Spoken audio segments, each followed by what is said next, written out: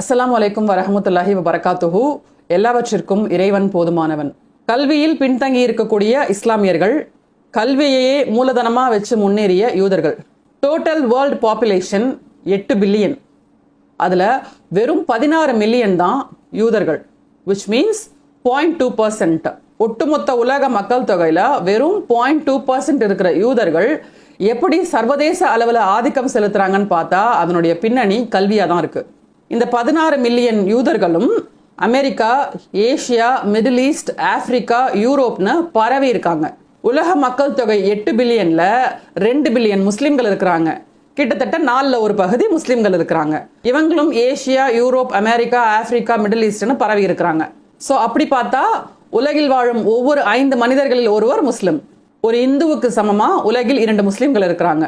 ஒரு புத்தனுக்கு சமமா உலகில் 2 முஸ்லிம்கள் இருக்கிறாங்க. அதே வகையில் ஒரு